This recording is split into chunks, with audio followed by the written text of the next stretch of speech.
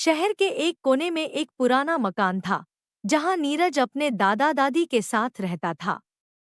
नीरज एक चुपचाप और गहरे विचारों में डूबा रहने वाला लड़का था। उसके मन में हमेशा कुछ न कुछ चलता रहता, परंतु वह कभी भी अपनी भावनाओं को खुलकर व्यक्त नहीं कर पाता था। उसके दादाजी, मोहनलाल, एक अनुभवी और जीवन के हर पहलू को समझने वाले व्यक्ति थे।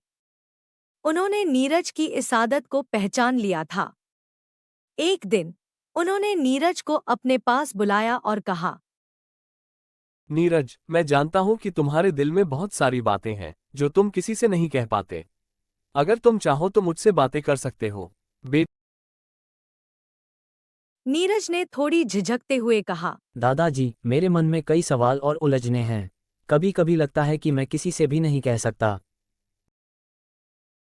मोहनलाल ने मुस्कुराते हुए कहा, बेटा, हमारे जीवन में कई ऐसे क्षण आते हैं जब हम अपने मन की बातों को कह नहीं पाते। पर याद रखना, उन बातों का अपना एक महत्व होता है। उन अनकही बातों में भी एक शक्ति होती है जो हमें आगे बढ़ने की प्रेरणा देती है। धीरे धीरे नीरज ने अपने मन की बातें दादाजी से साझा करनी शुरू कर दी। उसने अपने सपनों, डर और अपनी उम्मीदों के बारे में खुलकर बताया। दादाजी ने भी अपने अनुभवों और जीवन के किस्सों को नीरज के साथ साझा किया। इन अनकही बातों ने दोनों की जिंदगी में एक नया मोड़ लाया। निष्कर्ष, अनकही बातें हमें अपने आप से जोड़ती हैं।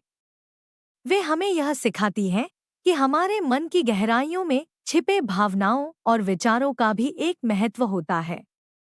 अगर हम उन्हें सही समय पर सही व्यक्ति से साझा करें, तो वे हमारी जिंदगी को नया अर्थ दे सकती हैं।